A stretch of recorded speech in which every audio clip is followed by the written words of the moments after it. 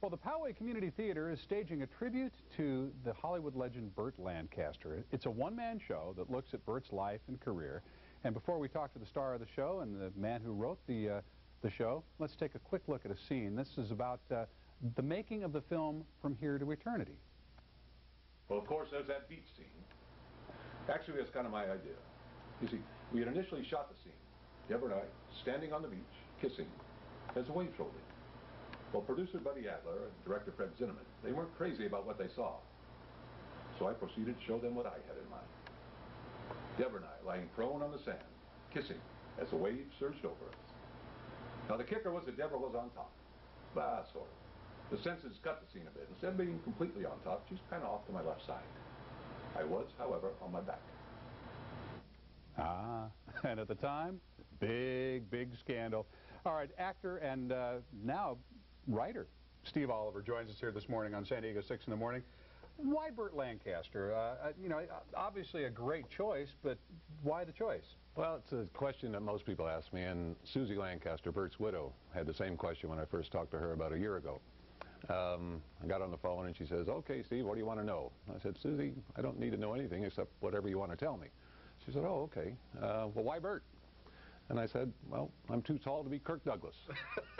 And she laughed. I can still hear her laughing.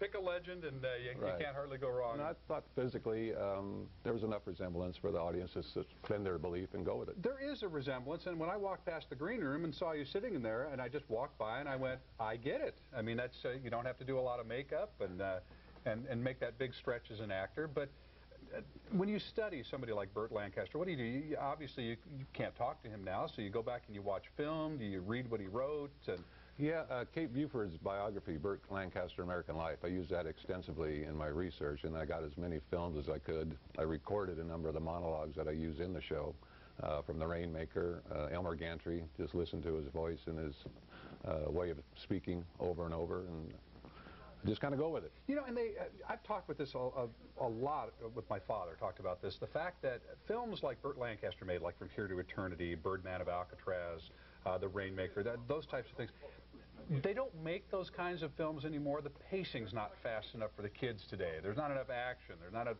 chase scenes. And it's really a shame.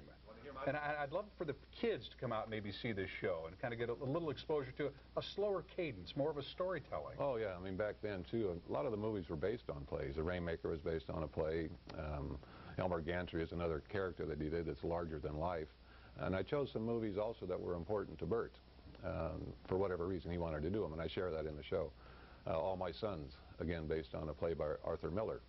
Come Back Little Sheba, two roles that he really lobbied hard to get, that producers didn't want him to do. They couldn't see him as this tender, serious character. Right. But there are movies and characters he wanted to do. Well, could he do comedy? Oh, yeah. I think so. One of the last films he did with Kirk Douglas, Tough Guys, was a comedy.